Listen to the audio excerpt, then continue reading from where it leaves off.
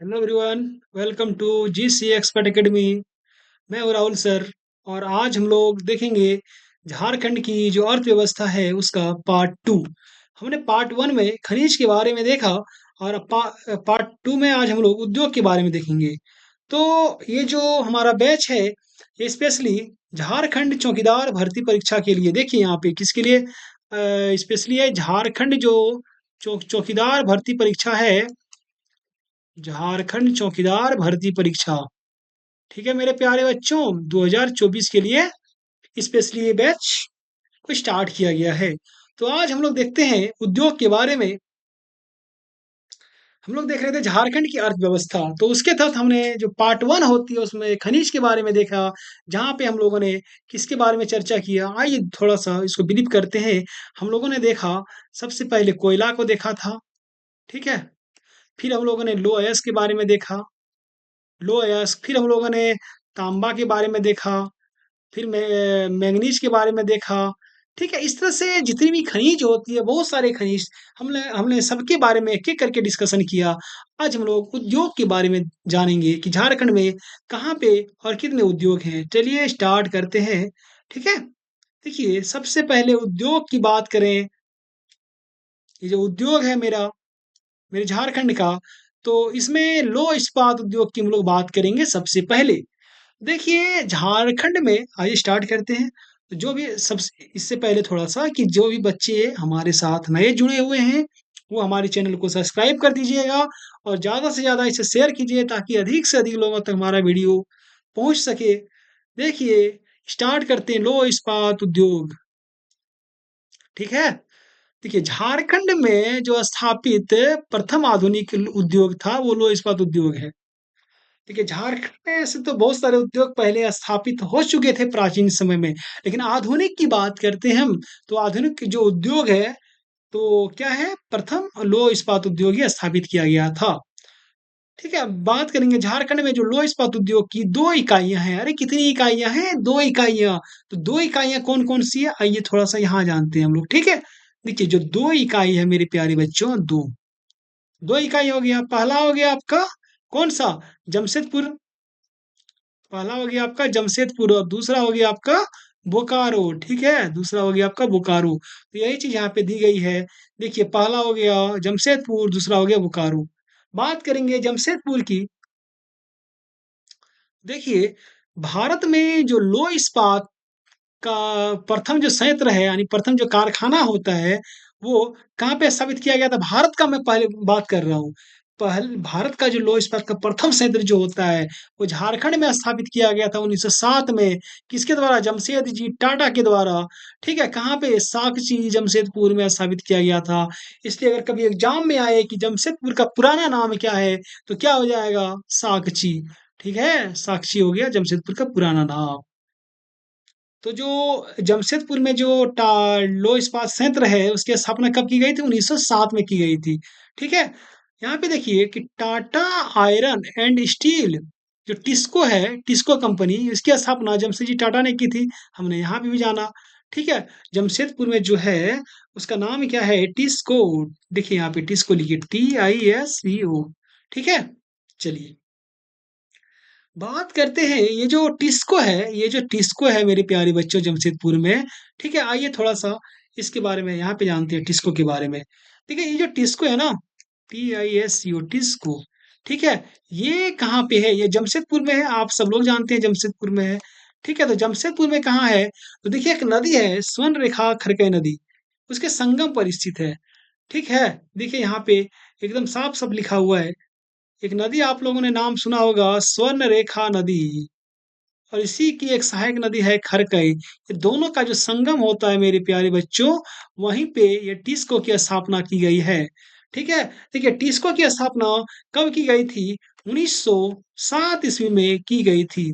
ठीक है, स्थापना तो 1907 ईस्वी में हो गई, लेकिन पहली बार यहाँ पे लोहे का जो प्रोडक्शन हुआ वो 1911 में। देखिए एफी मैंने लोहा होता है। ठीक है, एफी मैंने क्या होता है? लोहा। तो इसका जो प्रोडक्शन हुआ पहली बार 1911 ईस्वी में स्टार्ट हुआ। चलिए देखिए यहाँ पे जो मैंने बताया वही चीज यहाँ पे लिखा होगा। ठीक है, देखिए कहाँ पे है स्वर्ण रेखा खरकई नदी के संगम पर स्थित है टिस्को, ठीक। पहली बार जो लोहे का उत्पादन हुआ वो 1911 ईस्वी में शुरू हुआ, ठीक है। आइए आगे बात करते हैं कि भारत का जो प्रथम लौह स्टील प्रोजेक्ट शहर जो है वो जमशेदपुर में स्थापित किया गया था। देखिए भारत का जो प्रथम लौह प्रोजेक्ट शहर है, सॉरी स्टील प्रोजेक्ट जो शहर होता है, वो कहाँ पे जमशेदपुर में स्थापित किया गया, ठीक। आइए बात करते हैं। देखिए टिस्को टिस्को जो है ना, एक बहुत बड़ा प्लांट है, ठीक है, लो एस का। तो यहाँ पे जो लो एस की प्राप्ति जो होती है, ये तो प्लांट है, लेकिन अब इसको तो देखिए, अब इसको बहुत सारी चीजें चाहिए। कोयला भी चाहिए, इसको लोहा लो एस्क भी चाहिए, इसको चूना पत्थर भी चाहिए, इसको डोलोमाइट भी चाहिए, इसको फायर क्ले भी चाहिए। तो ये सारी चीजें जो होती है वो कहाँ से प्राप्त होती है, आइए देखते हैं हम लोग एक एक कर करके, ठीक है। तो देखिए टिस्को को, देखिए यहाँ से एग्जाम में सीधे-सीधे प्रश्न आते हैं कि जो लो एस की प्राप्ति होती है, वो कहाँ से प्राप्त होती है? देखिए नोवा मुंडी से प्राप्त होती है। नोवा मुंडी कहाँ पे है? पश्चिमी सिंहभूम में है, ठीक है? और गुरु महिसानी से प्राप्त होती है, गुरु महिसानी। ये गुरु महिसानी जो है वो ओडिशा में पड़ता है। कहाँ पड़ता है? उड़ीसा में, ठीक है? चलिए लो एस तो मिल गया इसको नोवा मुंडी और गुरु गुरु महिसानी से। बात करते हैं इसको, कोयले भी तो चाहिए ना प्लांट चलाने के लिए, तो टिस्को को कोयला जो मिलता है वो झरिया से प्राप्त होता है। झरिया कहाँ पे है? धनबाद में है, ठीक? आइए, उसके अलावा मैंने अभी कहा आपको कि एक चूना पत्थर की भी आवश्यकता होती है, डोलोमाइट की भी आवश्यकता होती है, फायर क्ले की भी आवश्यकता होती है। तो जब हम लोगों ने खनिज को पढ़ा, वहाँ पे हम लोगों ने देखा कि ये जो चूना पत्थर है, ये जो डोलोमाइट है, ये जो फायर क्ले है, सारी चीज़ें आपको, ठीक है, झारखंड में ही प्राप्त होती है। लेकिन टिस्को को जो होती है, टिस्को को, है ना, वो जो सुंदरगढ़ एक जगह है उड़ीसा में, है ना, वहाँ से उसको मँगाने में जो थोड़ा खर्च कम पड़ता होगा, क्योंकि वो वहाँ से सामने होता होगा, है ना? इसीलिए। नहीं तो ये झारखंड के पलामू से भी मँगा सकते थे, गढ़वा से भी मँगा सकते थे। लेकिन क्या होता है कि ट्रांसपोर्ट खर्चा जब ज़्यादा हो जाएगा, तो क्या होता है ना कि लास्ट में जो फाइनल प्रोडक्ट जो बाहर आएगा उसकी भी कीमत बढ़ जाएगी, जिससे कि कहीं न कहीं महँगाई बढ़ेगी। तो उसको ध्यान में रखते हुए अपने जो निकटवर्ती स्थान है, जहाँ से उसको उपलब्ध हो जाती है सारी चीज़ें, वहीं से वो ट्रांसपोर्ट करते हैं। देखिए इसके अलावा जो उनको जल की प्राप्ति होती है, ठीक है? किसको? टिस्को को। वो कहाँ से प्राप्त होगी? स्वर्णरेखा खरकई से प्राप्त हो जाती है। स्वर्णरेखा और खरकई नदी से प्राप्त हो जाती है, क्योंकि वहीं पे तो बसा हुआ है जहाँ पे दोनों नदी का संगम हुआ है, ठीक है? आइए जो टिस्को है ना मेरे प्यारे बच्चों, टिस्को, टिस्को को वर्तमान में टाटा स्टील के नाम से जाना जाता है, ठीक है?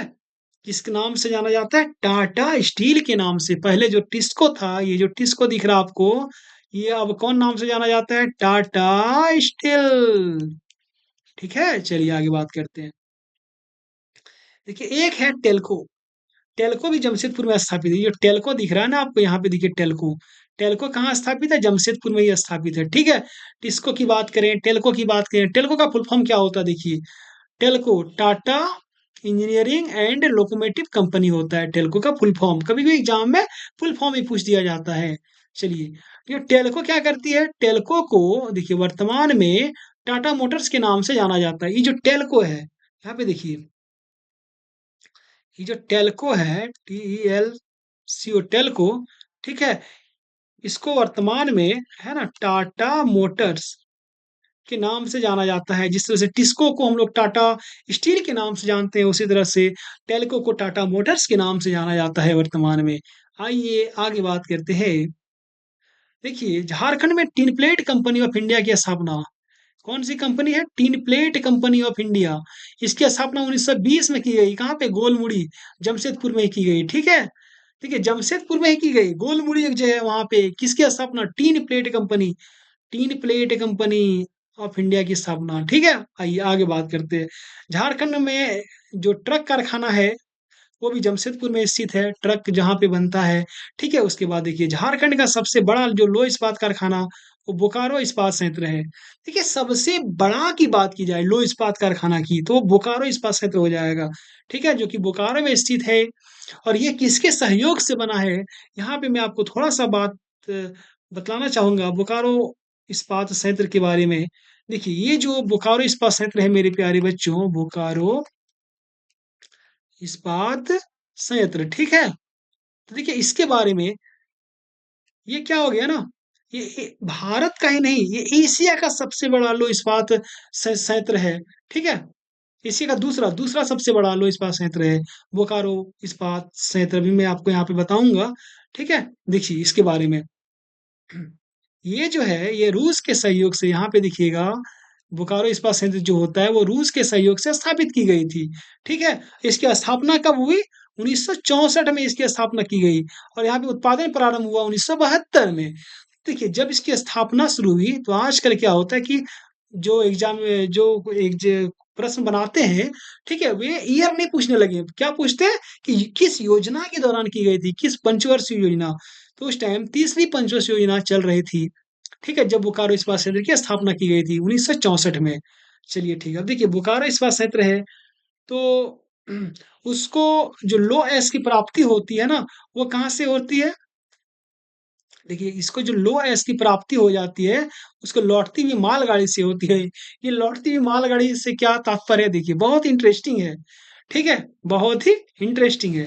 देखिए, क्या होता है ना कि जब ये माल पहुँचाना जाता है, तो जब आता है ना उधर से, तो उसी में इसको मिल जाता है और ये भी जो होता है क्या बोलते हैं उसको जो पश्चिमी सिंहभूम का एरिया है, वहाँ से इसको लो एश की प्राप्ति हो जाती है, ठीक है? चलिए, बात करते हैं कोयले की प्राप्ति, तो कोयले की प्राप्ति भी इसको झरिया से ही होती है और बोकारो इस्पात संयंत्र जो होता है, वो सेल के अधीन कार्यरत है। किसके अधीन कार्यरत है? सेल के अधीन कार्यरत है, ठीक है? चलिए, इस तरह से हमने लौह इस्पात उद्योग के बारे में जाना। अब हम आगे देखेंगे, ठीक है, एल्युमीनियम उद्योग के बारे में।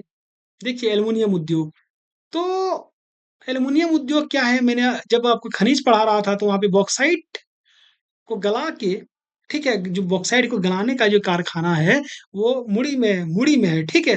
और इसको फिर भेजा जाता है अलग-अलग जगह, जैसे कि अलवाय में भेजा जाता है, अलीपुरम में भेजा जाता है, तो इस सब जगह में भेजा जाता है जहाँ पे एल्युमीनियम प्राप्त होता है उसी से, ठीक है? तो देखिए, झारखंड में एल्युमीनियम उद्योग जो होता है वो मुड़ी में स्थापित है, ठीक? कहाँ पे स्थापित है? मुड़ी में स्थापित है एल्युमीनियम उद्योग। इसको आप लोग याद रखिएगा, ठीक है? देखिए, झारखंड के मुड़ी में एल्युमीनियम का प्रसिद्ध कारखाना है। इसकी स्थापना किसने की थी? इंडियन एल्युमीनियम कंपनी लिमिटेड द्वारा, इंडाल द्वारा की गई थी 1938 में। बहुत ही इंटरेस्टिंग है। झारखंड में जो एल्युमीनियम का प्रसिद्ध कारखाना है, कहाँ पे है? मुड़ी में है, ठीक है? इसकी स्थापना इंडाल के द्वारा की गई थी यानी इंडियन एल्युमीनियम कंपनी लिमिटेड के द्वारा कब की गई थी? 1938 में की गई थी, ठीक है? 1938 में। और वही कह रहा है कि मुड़ी स्थित जो एल्युमीनियम कारखाना को बॉक्साइट की प्राप्ति जो होती है वो लोहरदगा से होती है। जब आप लोग रांची आइएगा तो वहाँ पे देखिएगा लोहरदगा से मालगाड़ी के द्वारा मुड़ी तक इसका ट्रांसपोर्टेशन किया जाता है बॉक्साइट का, ठीक है? चलिए आगे बढ़ते हैं, एचईसी की बात करेंगे हम लोग अब। एचईसी हैवी इंजीनियरिंग कॉरपोरेशन, ठीक है? एचईसी, देखिए कि झारखंड का भारी उद्योग वाला जिला जो होता है वो रांची है। भारी उद्योग मतलब क्या होता है? जहाँ पे मशीन के कल पुर्जे बनते हैं, सामान बनते हैं, ठीक है? तो झारखंड का जो भारी उद्योग वाला जिला रांची ही है। अब देखिए, एचईसी का फुल फॉर्म क्या होता है? हैवी इंजीनियरिंग कॉरपोरेशन होता है, ठीक है? वो कहाँ पे स्थापित है? रांची में स्थापित है, ठीक है? अब रांची में भी कहाँ है? तो हटिया में है, ठीक है? देखिए, हटिया में है, स्थित है।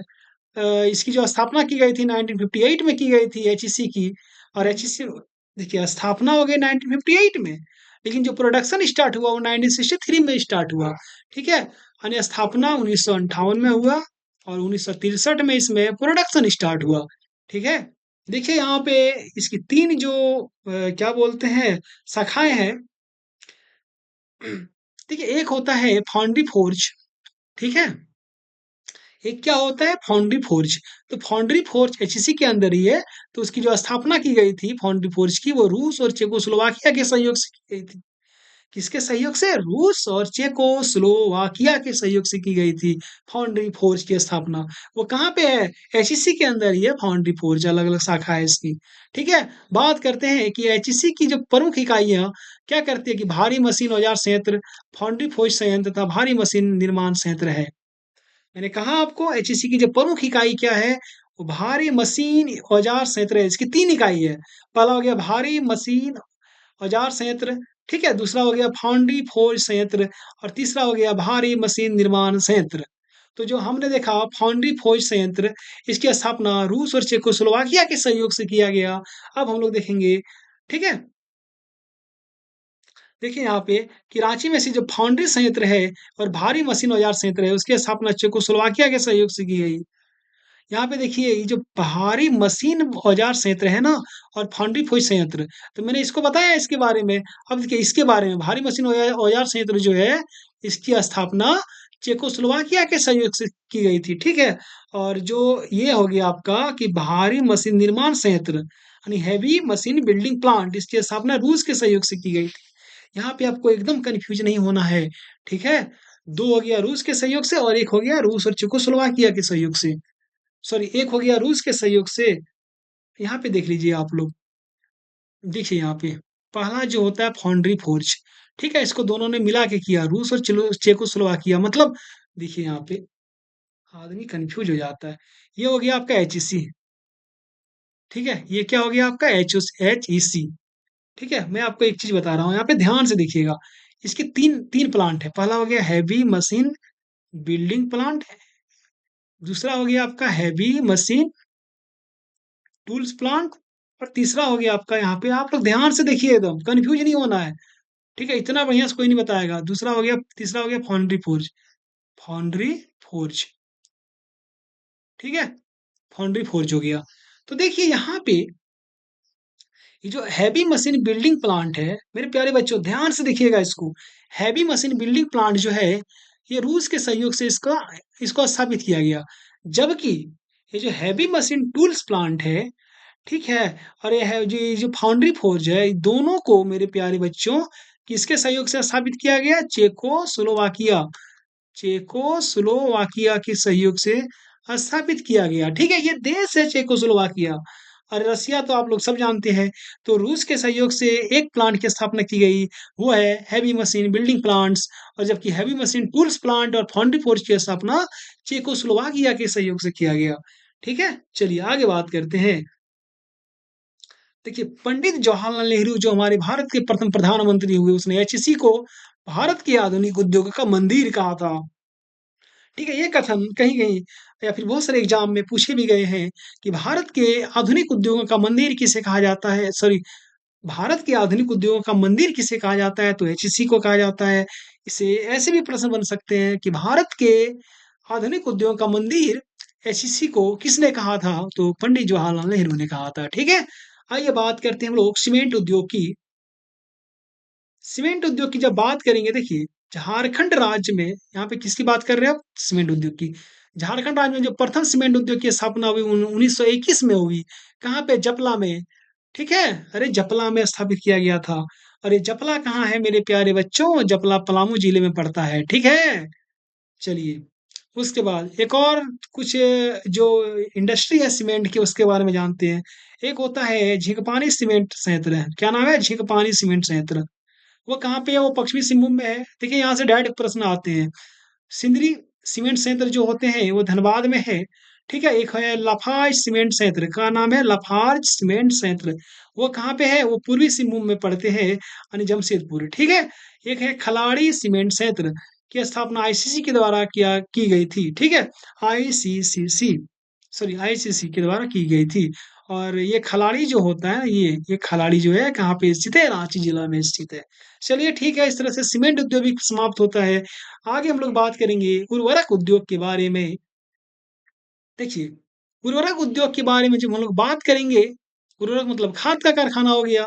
तो भारत में जो सार्वजनिक क्षेत्र के अंतर्गत जो सर्वप्रथम उर्वरक संयंत्र जो होता है, सिंदरी में स्थापित किया गया था। सिंदरी कहाँ पे है? धनबाद में, ठीक है? देखिए इस लाइन का मतलब बहुत सारे लोग नहीं समझ पाए होंगे। भारत में सार्वजनिक क्षेत्र मतलब क्या होता है? देखिए 2 क्षेत्र होता है, मैं आपको बता देना चाहता हूँ। एक होता है, देखिए यहाँ पे, देखिए थोड़ा-सा, जब क्षेत्र की बात आ ही गई है, ठीक है? तो क्षेत्र की बात करते हैं।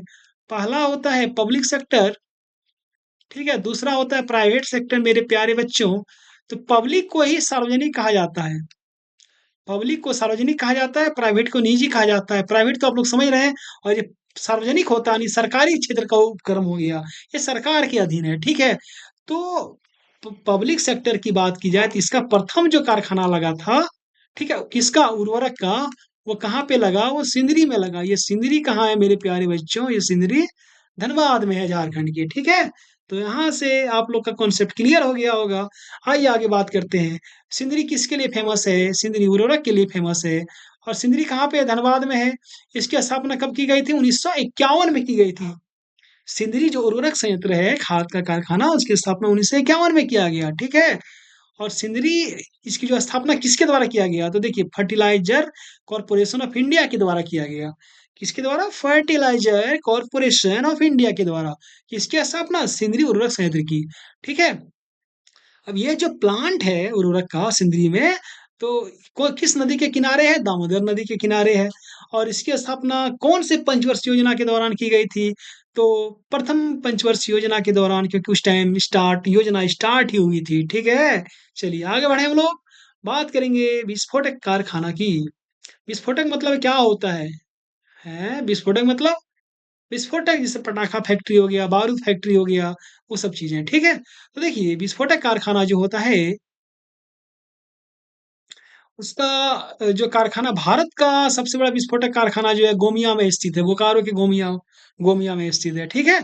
और गोमिया कहाँ पे पड़ता है? बोकारो जिला में पड़ता है। और इसकी जो स्थापना की गई थी, वो 5 नवंबर 1955 को की गई थी।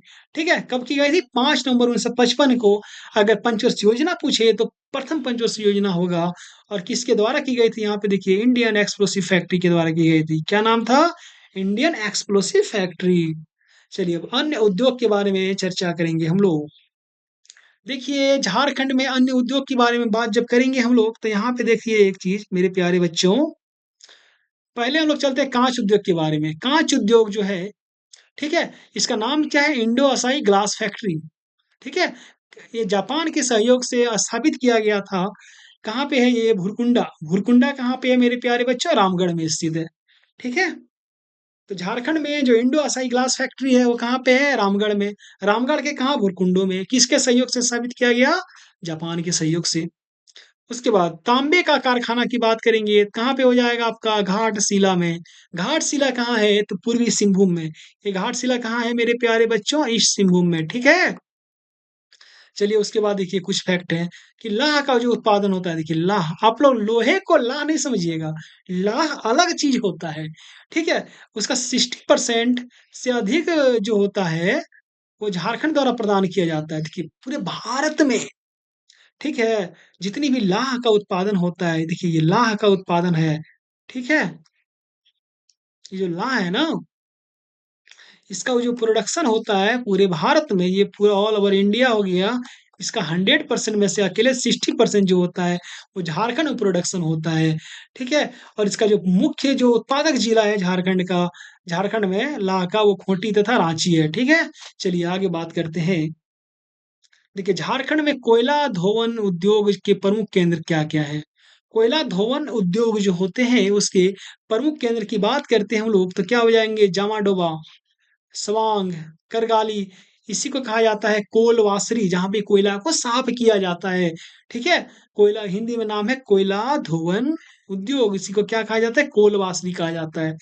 तो मैंने पिछले वीडियो में बताया था कि 7 उद्योग हैं झारखंड में कोलवासरी के, ठीक है? तो पहला नाम हो गया जमाडोबा, दूसरा स्वांग, तीसरा करगाली, चौथा लोधना, पाँचवाँ हो गया पाथरडी, ठीक है? छठा हो गया भोजूडी, कथारा, दुगधा, इस तरह से ठीक है? और भी उद्योग स्थापित धीरे-धीरे हो रहे हैं।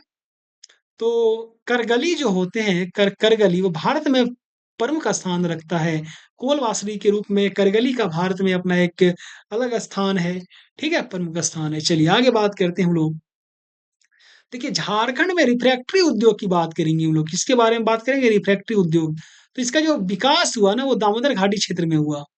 ठीक है? अब देखिए, रिफ्रैक्टरी उद्योग के अगर प्रमुख कारखाने की बात किया जाए, तो कहाँ-कहाँ पे स्थित है झारखंड में? देखिए, चिरकुंडा में, धनबाद के चिरकुंडा है, वहाँ पे कुमारडुबी में भी है, मुगमा धनबाद में पड़ता है, धनबाद शहर में भी है, झरिया में भी है और रांची रोड में भी स्थापित है रिफ्रैक्टरी उद्योग।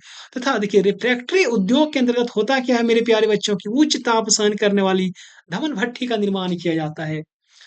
ठीक है? उच्च ताप सहन करने वाली धमन भट्ठी का निर्माण किया जाता है। जी, इन्हीं भट्ठियों को जैसे कि लौह इस्पात उद्योग में लगाया जाता है, तो काँच उद्योग में लगाया जाता है, जो कि ताप को यानी हायर टेम्परेचर जो होता है उसको सहन कर सके, ऐसी भट्ठी का निर्माण किया जाता है रिफ्रैक्टिव उद्योग में। आइए आगे बात करते हैं कि हिंदुस्तान कॉपर लिमिटेड कहाँ पे घाटशिला में स्थित है? वही तांबा के लिए ये प्रोडक्शन करता है, ठीक है? बात करते हैं हिंदुस्तान जिंक लिमिटेड तो धनबाद में है। हिंदुस्तान जिंक लिमिटेड याद रखिएगा धनबाद में स्थित है, ठीक है? चलिए आगे देखते हैं fertilizer corporation of India limited एवं pyrites and chemical limited Sindri में स्थित है। मैंने जब उर्वरक के बारे में पढ़ा रहा था तो यही चीज मैंने आपको बताया कि fertiliser corporation of India limited और इसके अलावा एक और चीज है यहाँ पे क्या है पायराइट्स एंड केमिकल लिमिटेड वो सिंदरी में है ठीक है। बात करते हैं कि यूरेनियम मैंने कहा आणविक खनिज जो होते हैं झारखंड में वो यूरेनियम पाया जाता है तो यूरेनियम प्रोसेसिंग प्लांट जो होते हैं वो कहाँ पे घाटशिला में स्थित है ठीक है। देखिए फैक्ट है और यहाँ से सीधा सीधा आपको एक प्रश्न देखने को मिल जाएंगे आपके चौकीदार भर्ती एग्जाम में। तो जो भी बच्चे नए जुड़े हुए हैं हमारे साथ हमारे वीडियो को सब्सक्राइब कीजिएगा, है ना? और ज़्यादा से ज़्यादा इसे शेयर कीजिए ताकि अधिक से अधिक लोगों तक पहुँच सके।